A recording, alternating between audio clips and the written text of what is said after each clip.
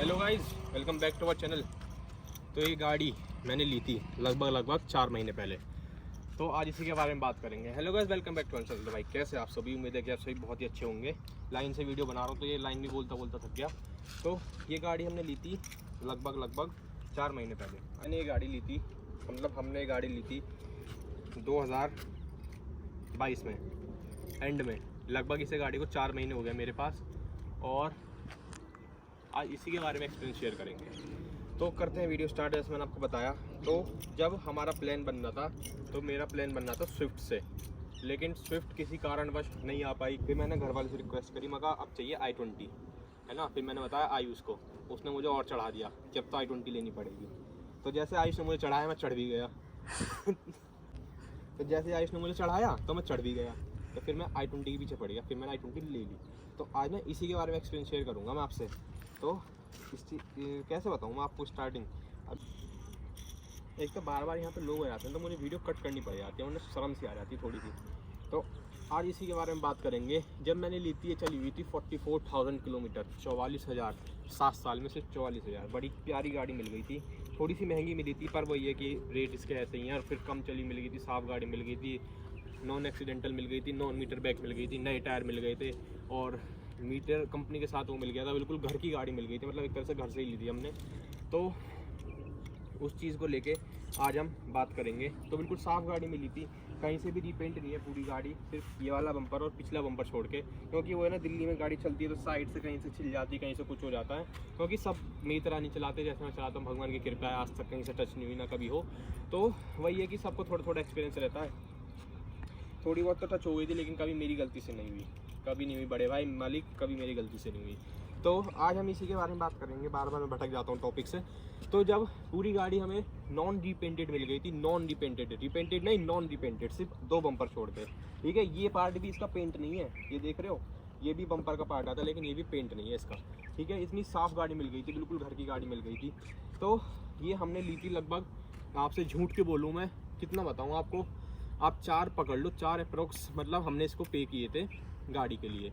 तो ये है 2015 मॉडल i20 स्पोर्ट्स ये ना, रुको यस i20 स्पोर्ट्स में भूल जाता हूँ, इसमें बहुत सारे ना, स्पोर्ट्स, मैग्ना, एस्टा ऑप्शनल, तो बहुत सारे आ जाते हैं। तो ये थी स्पोर्ट, ये है एस्टा ऑप्शनल, उससे नीचे आता है स्पोर्ट्स, मतलब नीचे से भी थर्ड, ऊपर से भी थर्ड। तो मतलब ये बीच का है, बीच का मॉडल है। तो इसमें हमें ऑलमोस्ट ज़रूरत के हर चीज़ मिल जाती है, सिर्फ जो हमारे दिल को दुखते हैं वो है अलॉयज़। माइल इसमें हमें अलॉयज़ नहीं मिले, इसमें हमें मिले 15 इंची के टायर, जिसमें ये लोकल से व्हील कैप लगा के घूम रहा हूँ मैं। इसमें अलॉयज़ मिले थे, लेकिन ये गाड़ी कहीं से आ रही थी।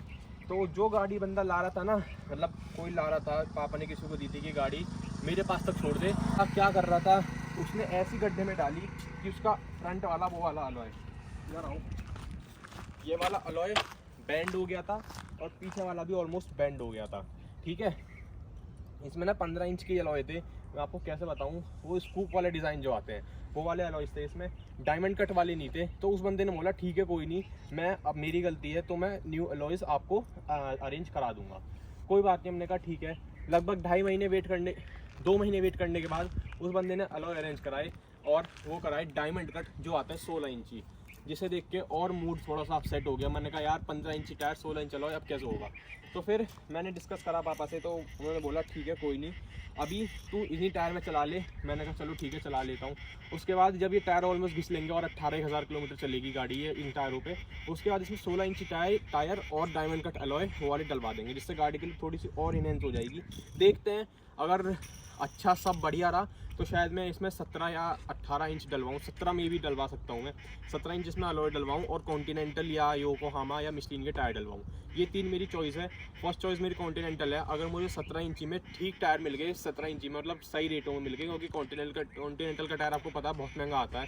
क्योंकि अब मुझे गाड़ी ये रखनी है हमेशा, इसे कभी बेचूंगा नहीं, जैसा हमारी स्कॉर्पियो से हम कभी बेचेंगे नहीं। तो वही है, अगर मुझे मतलब हमेशा गाड़ी रखनी है तो उसमें मैं सोच रहा हूँ एक बार ही बेस्ट इन्वेस्टमेंट कर दूँ। कॉन्टिनेंटल टायर के लगभग 10,000 का एक टायर आता है, अगर 4 टायर की बात करें 40,000 का आता है। 10 तो मैं जब बोल रहा हूँ, अगर किसी जान पहचान से लो, अगर आप वैसे लो ना तो 11.5, 12.5 ऐसा टायर आता है कॉन्टिनेंटल का, एक 17 इंची का मैं बात कर रहा हूँ। अगर मिल जाए तो कोशिश ये रहेगी कॉन्टिनेंटल का 17 डलवा दे। अगर 17 नहीं मिला तो फिर मैं 16 इंची में कॉन्टिनेंटल या फिर योकोहामा डलवा के आपको मतलब वो डायमंड कट अलाउ इसमें डलवा दूंगा। इनको बात छोड़ते हैं। अब अगर इन टायर की बात कर लें, ये है गुडियर के टायर। इनकी रिस्पॉन्स की बात कर लें, मज़ा नहीं है इनके रिस्पॉन्स में बिल्कुल भी। मतलब रोड नॉइस इसमें अच्छी खासी आती है। ब्रेकिंग इतनी अच्छी नहीं है, ठीक ठीक है। वो तो गाड़ी की ब्रेकिंग अच्छी है तो थोड़े टायर्स में काम कर जाते हैं। अगर ट्रैक्शन की बात कर लें तो ठीक ठीक ट्रैक्शन है। अभी ऐसा कोई ट्रैक्शन लूज़ वाला मेरे पास कोई ऑप्शन नहीं आया। इससे हम टायर की बाकी मेन ट्रैक्शन की टायर की बात कर लें तो वो अभी हम इससे लद्दाख जाएंगे, तो उससे आप वीडियो देखना जब भी हम जाएंगे। जब भी मैं वीडियो डाल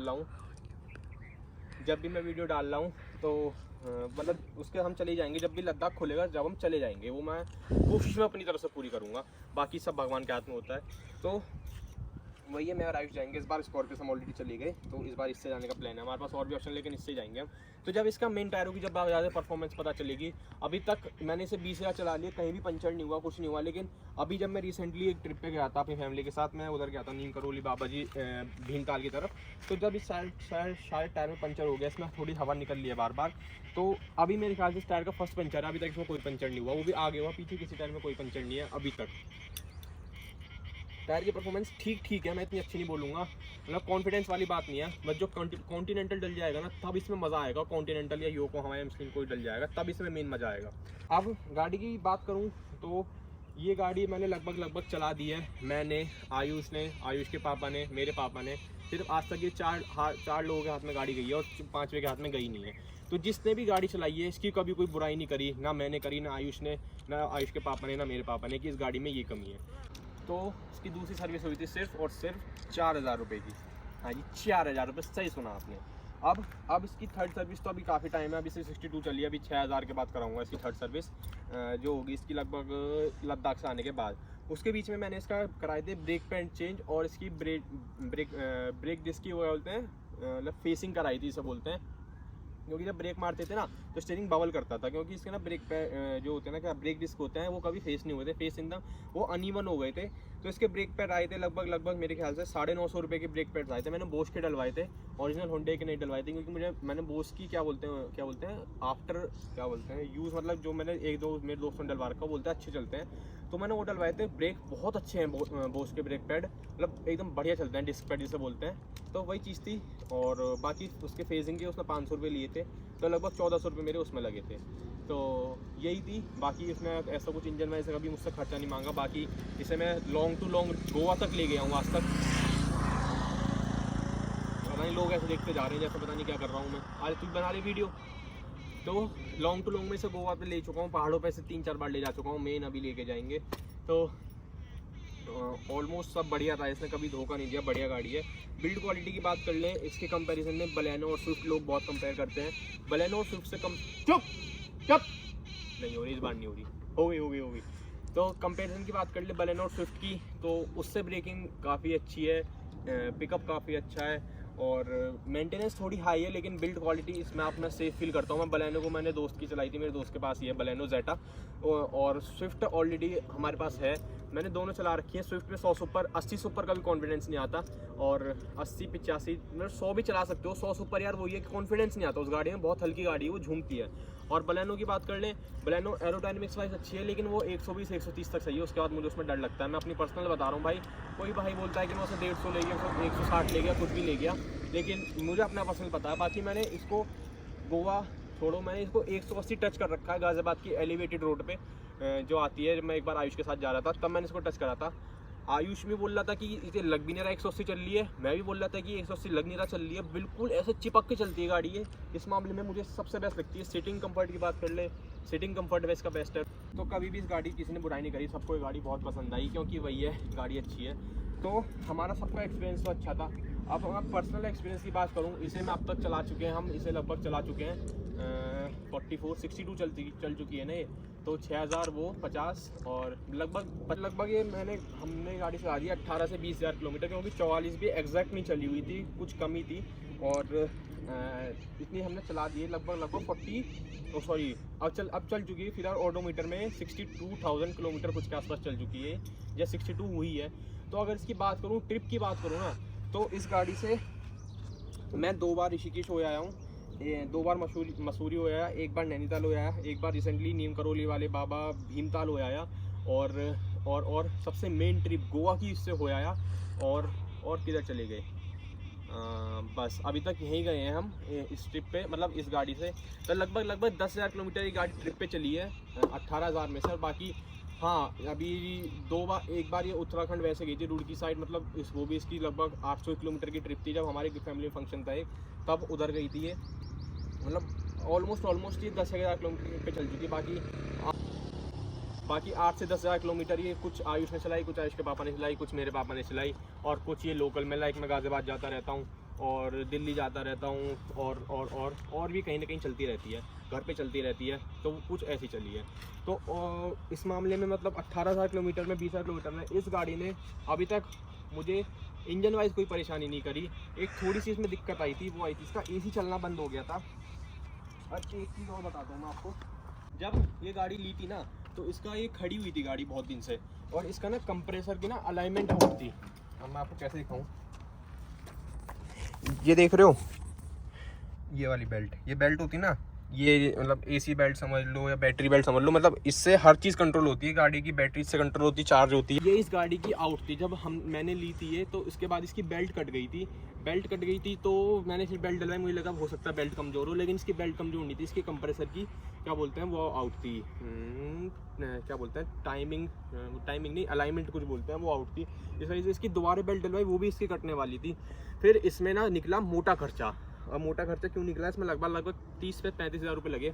इसका कूलिंग कॉइल चेंज हुई, इसकी कूलिंग कॉइल की मतलब पूरी क्लीनिंग हुई अंदर से AC की, इसका कंप्रेसर चेंज हुआ, इसका रेडिएटर चेंज हुआ, इसका क्या बोलते हैं उसे, जो AC को ठंडा रखता है ना, मेरे दिमाग से निकल ली वो चीज़।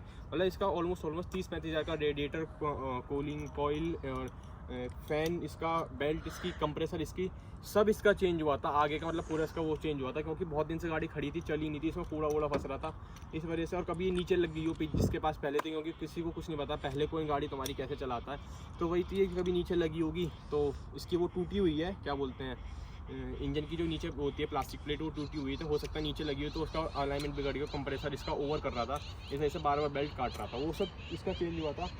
उसके बाद से इसने मुझे गाड़ी ने कभी मुझे दिक्कत नहीं दे।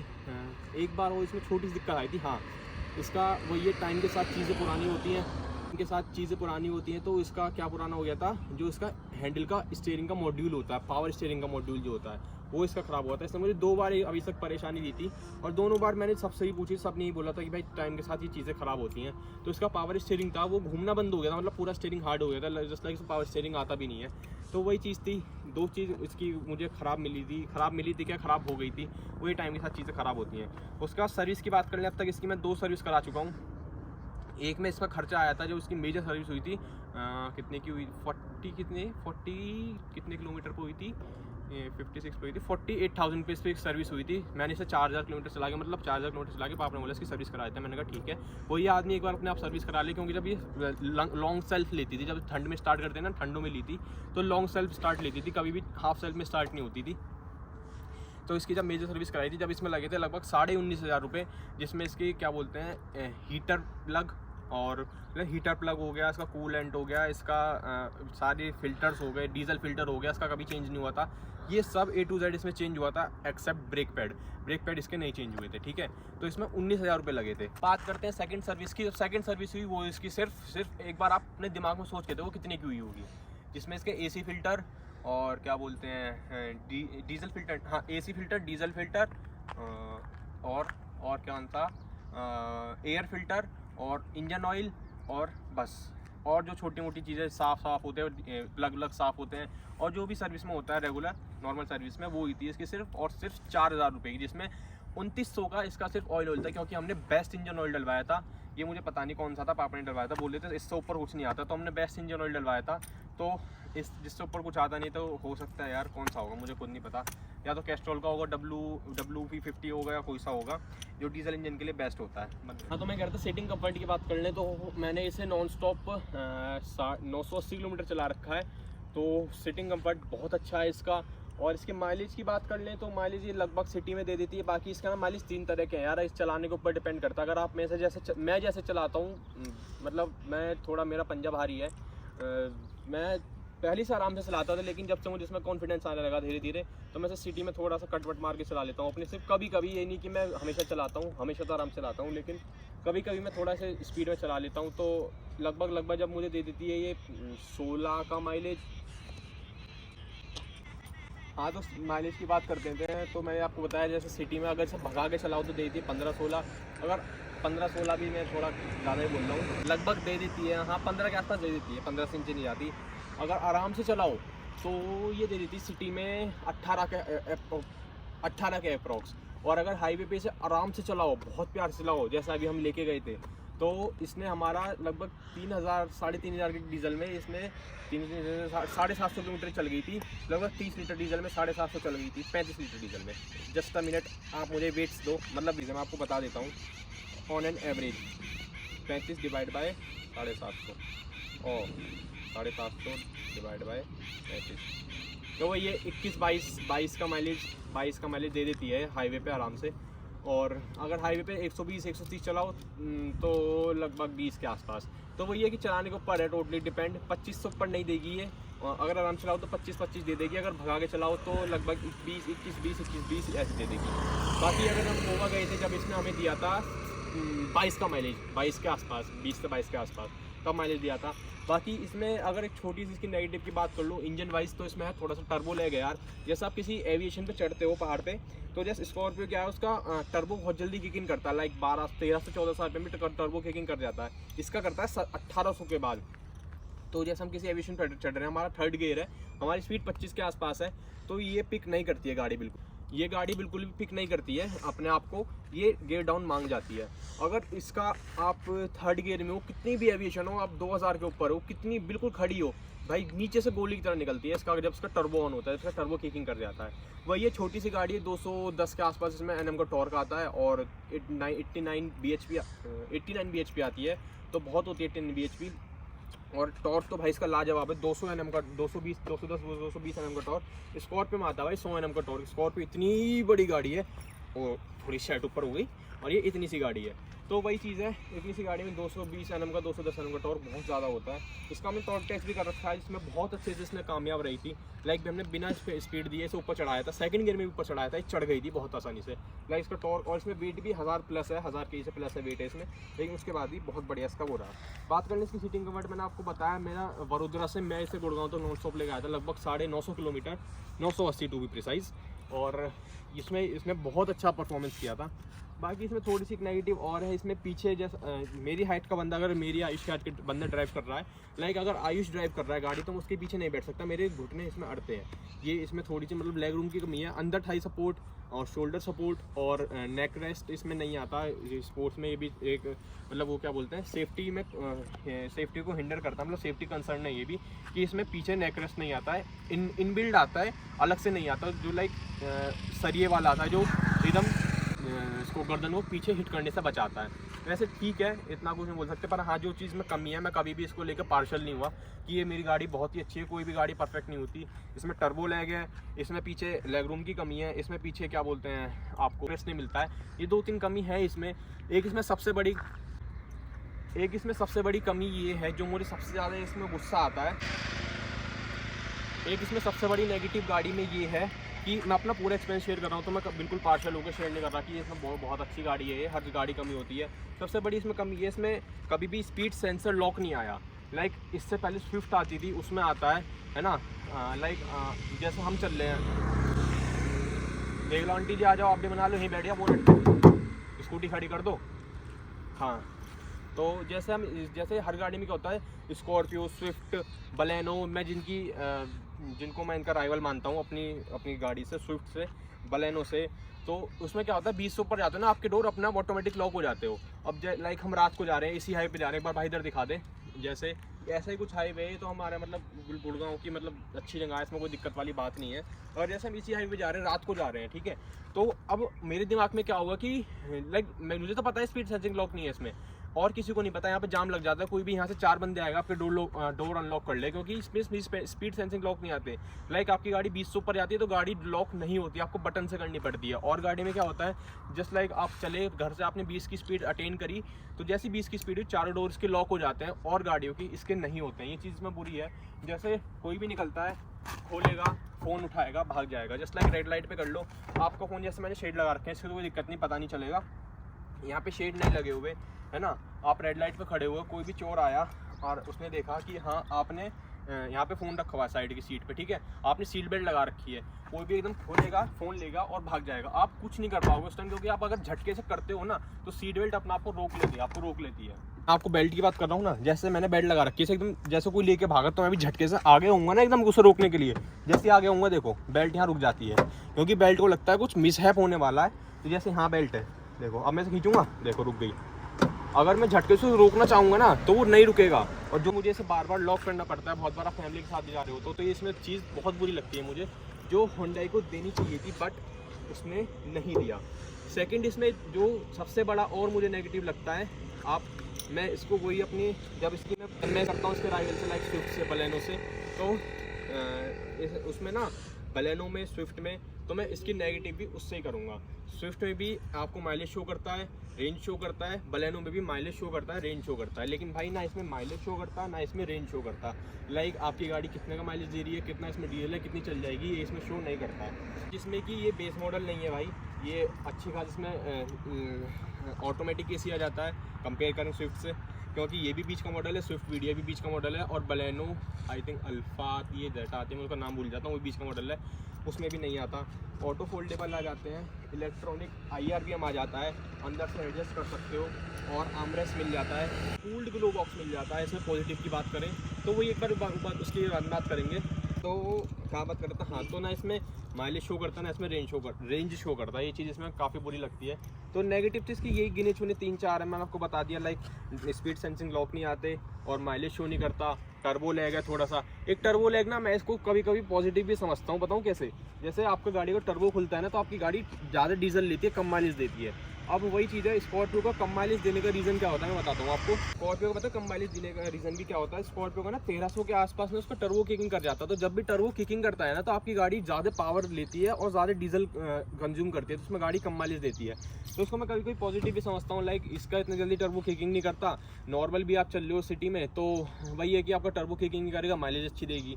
तो ये कहीं ना कहीं पॉजिटिव भी होता है, पर कुछ ना कुछ कहीं ना कहीं नेगेटिव भी हो जाता है। तो वही आपको कुछ पॉइंट्स में नेगेटिव गिनवा देता हूँ। लाइक स्पीड सेंसिंग लॉक जो मुझे सबसे बड़ा लगता है। सेकंड हो जाता है आपका टर्बो लैग। थर्ड हो जाता है इसमें पीछे वो लैग रूम नहीं है। फोर्थ हो जाता है इसमें पीछे जो नेक रेस्ट होता है वो आपको इनबिल्ड मिलते हैं, इंग्रेडिएंट मिलते हैं, आपको अलग से नहीं मिलते। लाइक जो रिमूव हो जाते हैं, आपको थोड़ा वो सेफ्टी में कंसर्न रहता है। और बार वीडियो में कट लग रहा हो इसके लिए मैं सॉरी बोल दूँगा, क्योंकि ट्रैफिक आता है ना, फिर बैकग्राउंड नॉइज़ आती है। तो और इसका लास्ट क्या, माइलेज और रेंज शो नहीं करती है, कुछ नेगेटिव है। बाकी गाड़ी पूरी पॉजिटिव से भरी पड़ी है। बिल्कुल एरोडायनेमिक्स वाइज बहुत अच्छी है, चिपक के चलती है, बिल्ड क्वालिटी अच्छी है, कंफर्ट अच्छा है। थोड़ा सा बस पीछे अगर कम हाइट का बंदा बैठता है, लाइक घर में सभी ऑलमोस्ट जो पापा होते हैं वो आगे बैठ जाते हैं, मैं गाड़ी चला लेता हूँ, बाकी मम्मी की और दीदी की इतनी हाइट होती नहीं है, तो वो आराम से कंफर्टेबली चले जाते हैं। बाकी दोस्त हम ऐसे कोई ट्रिप पे जाते नहीं है, जो हमेशा मैं और आयुष जाते हैं। ना आयुष कभी अपने दोस्तों के साथ जाता है, ना मैं कभी दोस्तों के साथ जाता।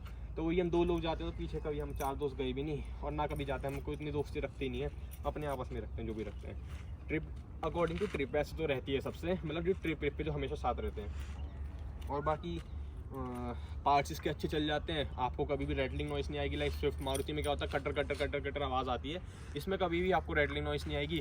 प्लास्टिक क्वालिटी अच्छी मिल जाती है, और क्या बोलते हैं IRBM मिल जाता है, ऑटोमेटिक AC मिल जाता है, स्टीयरिंग पे माउंटेड बटन मिल जाता है आपको, मतलब बार बार उस पर क्या बोलते हैं स्टीरियो पे नहीं जाना पड़ेगा, या आपको मीटर सेट नहीं करने पड़ेगा सुई से, स्विफ्ट या बलेनो की तरह, उससे ही आप सेट कर सकते हो स्टीयरिंग से ही। बैक कैमरा मिल जाता है, अच्छा बूट स्पेस मिल जाता है, माइलेज अच्छा मिल जाता है। और अगर आप चाहो, वैसे तो बाहर से सर्विस कराते हैं, अगर आप चाहो तो मारुति से तो अच्छी एटलीस्ट आफ्टर सेल सर्विस मिल जाती है, क्योंकि मारुति पे हर कोई बंदा आजकल मारुति ले जा रहा है, तो उनकी स्टोर पे भीड़ इतनी रहती है कि वो कस्टमर अटेंड ही नहीं कर पाते।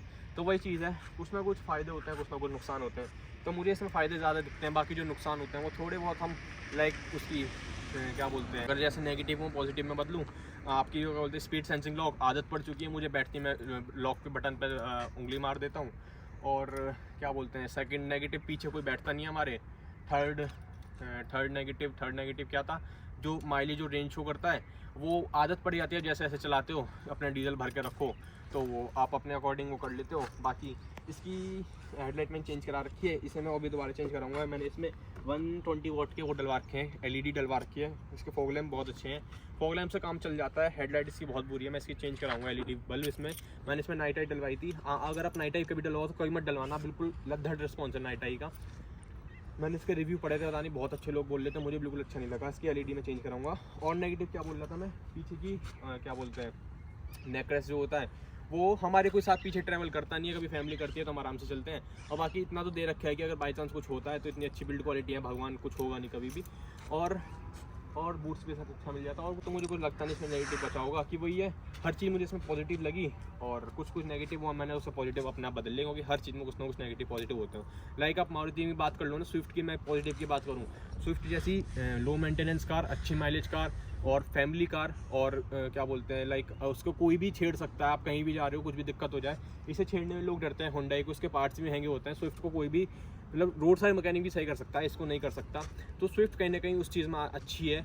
हर गाड़ी अपनी अच्छी जगह होती है, बुरी होती है, लेकिन मैं इसकी बात कर रहा हूँ। ऑटो फोल्डेबल मिरर, लॉक करूँगा बंद हो जाएंगे, अनलॉक करूँगा मिरर्स खुल जाएंगे, ये भी सही है। मतलब अच्छी अच्छी चीज़ें हैं इसमें काफ़ी। और बाकी लुक्स में भी मुझे भी पर्सनली, आयुष को भी, हमारे घर वालों को भी ये अच्छी लगती है।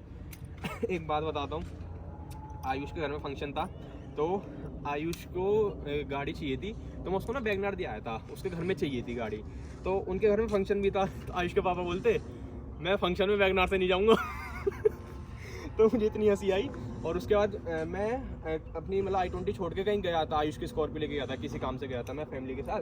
तो जब मैं छोड़ने आया था ना, क्या बोलता है स्कॉर्पियो को, तो आयुष बोलता i20 लेके तो पापा गए हुए हैं। तो बोलता उन्हें i20 से शर्म नहीं आती। मतलब वो ये लुक सबको, इसमें सबको मतलब कोई फैमिली हो, लाइक मैं मजाक की बात कर रहा हूँ, पापा हो, मेरे पापा को पर्सनली बहुत इसके लुक्स पसंद है, आयुष के पापा को, मतलब बड़ा हो छोटा हो और सबको इसके लुक्स पसंद आते हैं i20 के। इस वजह से i20 हमने ली थी और ऐसा ही कुछ हमारा एक्सपीरियंस था।